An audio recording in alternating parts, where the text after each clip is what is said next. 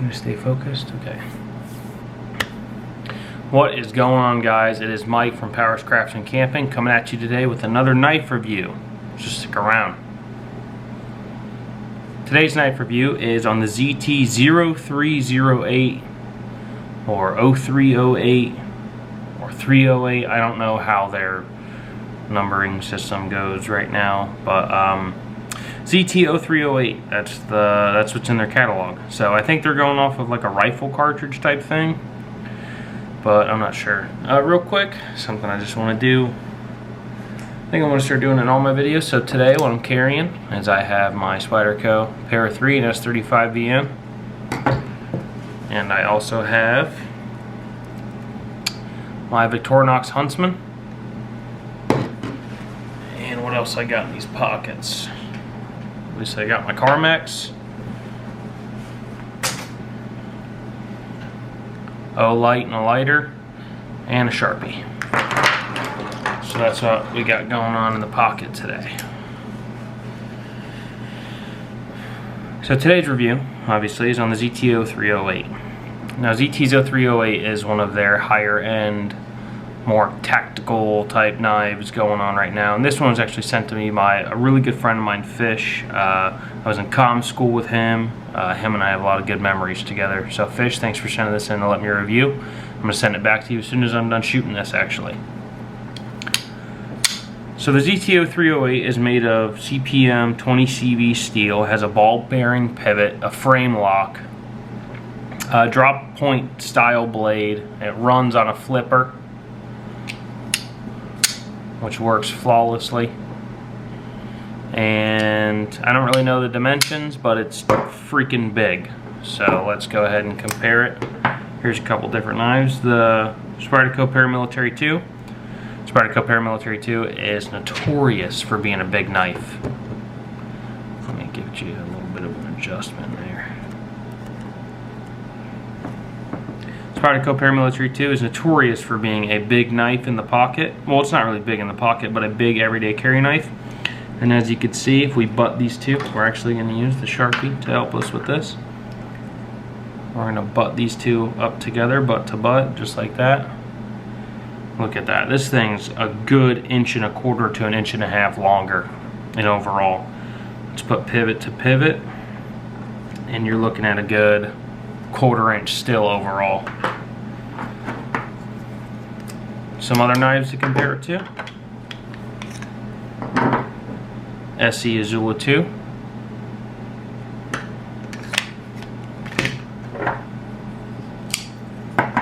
And why not the Benchmade 945 Mini Osborne? And then obviously let's do my carry knife, Spyderco Para 3. This is a big knife, guys, but it's big for a reason. This knife is a tank. It is absolutely a tank. I've been carrying it for a month, so it's not like most of these knives. Like this one I've carried for 3 years. This one I've had for about 5. The Azula 2 I've had for almost 3 years as well. This one's only been about a month, so I can't speak about the long-term use, but I'm going to tell you guys how it worked for me in the past month.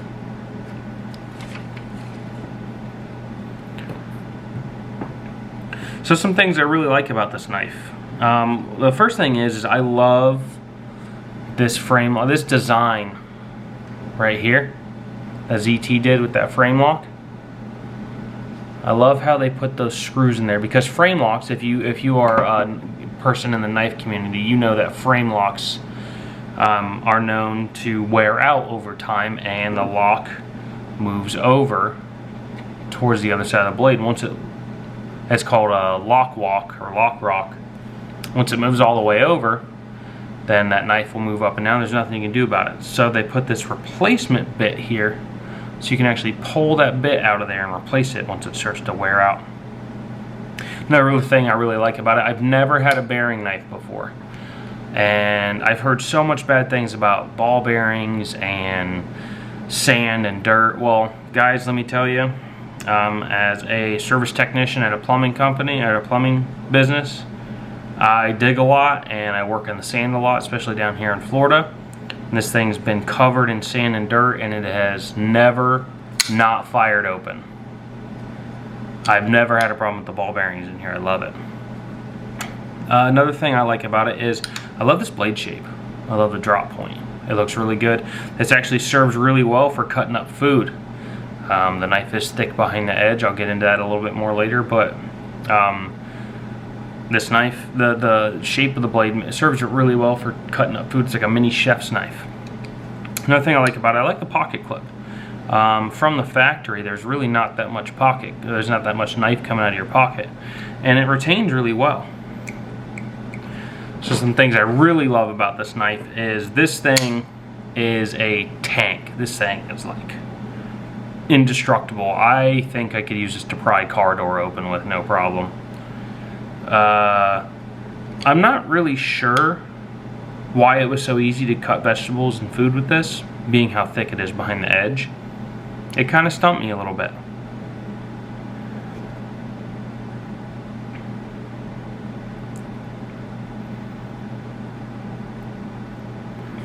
And like I said, this knife is just freaking heavy duty as all get out. Like, this thing, it's thick, it's tough, it's titanium, it's G10, CPM 20 CV.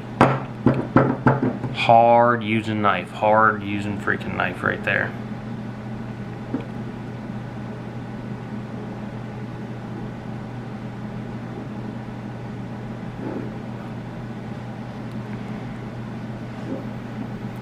So one thing, a couple of things that I'm going to get into right now. Restart that.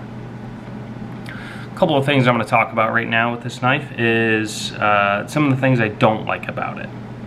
So let me see if I can recreate this. But if I hold this a certain way and I go to open it, it's really difficult. And the reason why is because if you hold it a certain way, you're putting pressure on that lock bar. You got to squeeze those fingers back.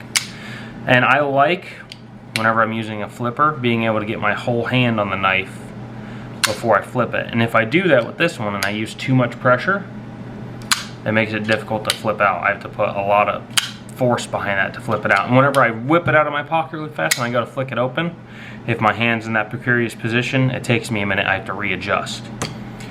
Another thing I don't really like about it is ZT is kind of known in the knife community for not having the best heat treat on any of their steels, whether it's 20 CV or S30V or 154 CM or whatever they're using. Their heat treat's not the best. They run a little soft, which I mean is good. It keeps the knife from breaking on you, but it's bad in the sense of edge holding.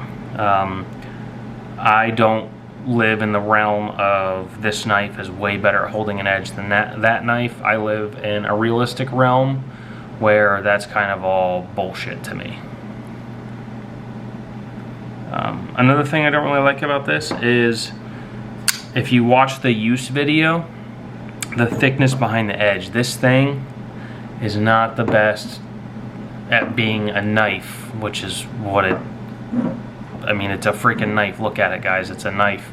At least it's supposed to be. This thing's more like a sharpened pry bar most of the time. So it is a bit thick behind the edge. I mean, that's not necessarily a bad thing. Sometimes you want or need a sharpened pry bar, especially if you're working around drywall and you got to cut drywall and pry it. This thing would work good. Something like the Spyderco Paramilitary 2 or Para 3. I would have no problem cutting drywall with this, but I don't know if I'd want to pry it out after I cut it is the thing.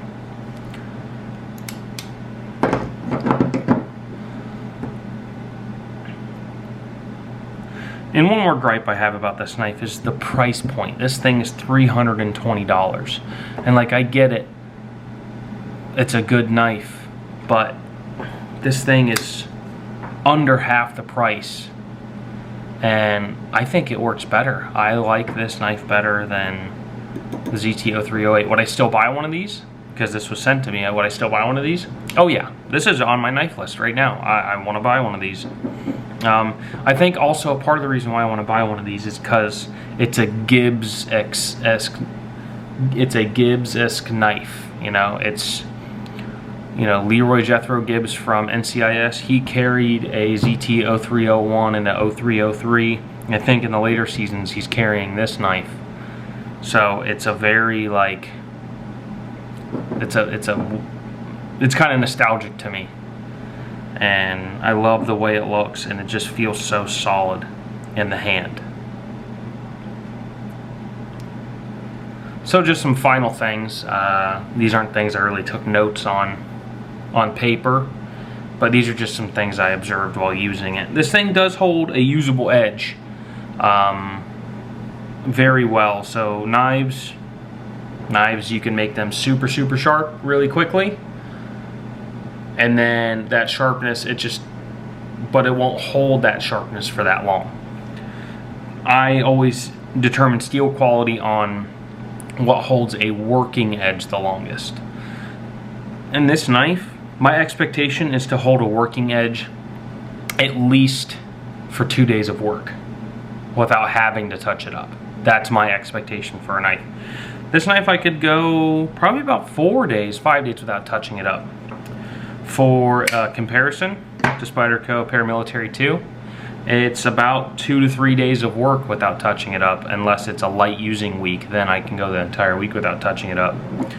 Also for comparison, the Victorinox Huntsman, I have to touch this up every day if I use it because it's a softer steel. So even though they run this steel a little bit softer, it seemed to have held a better edge. I think part of that reason is because this edge is physically a thicker degree than this one. This Spyderco is sitting at around 16 or 17 degrees per side, maybe 18, and this guy's sitting at about 23. So that's probably what helped it lead into that 4th day. Another thing I want to talk about is if you watch in the use videos, I cut through bags of rocks with this. And yes, whenever I cut through those bags of rocks, I could have lifted the bag up and just cut through the bag and missed the rocks, but that wasn't the point. I was told to beat this knife, and I did, and it held up fantastic. I don't do footage of me batoning with a folding knife because I think that's idiotic. That's why I have fixed blades and axes. And I think one final comment I want to make about this knife is I feel ZT can make this knife at a lower price point. I mean, they have. They could replace the 20 CV with S35VN, which is a fantastic steel and is wear resistant and works just as well as 20 CV in my opinion. And keep the same materials, the titanium, the G10, the pocket clip, the frame lock with the replacement with the replacement tip, the ball bearing. They could remake this knife with a different steel and make it at a much lower price point.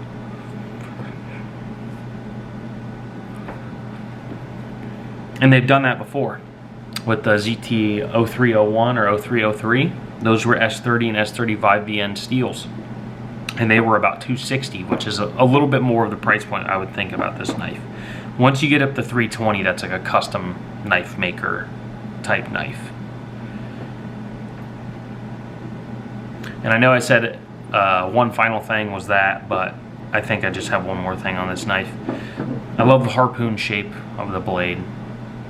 And honestly, it just worked well. I wear thick pants to work, so a heavy knife doesn't matter to me. I use a Leatherman. I have a bunch of crap in my pocket, so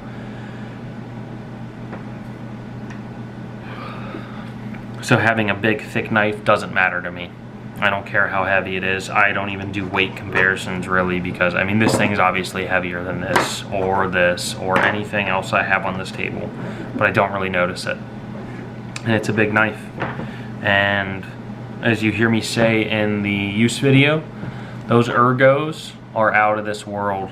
Those ergos probably fight pretty well with the Spyderco Paramilitary 2, because Spyderco Paramilitary 2 is known for its good ergos. This thing's got great ergos. Alright guys, I want to thank you so much for tagging along with me for this short review of my friend's knife that he sent me. This is an excellent knife. I have it on my wish list now. and I will be purchasing it soon.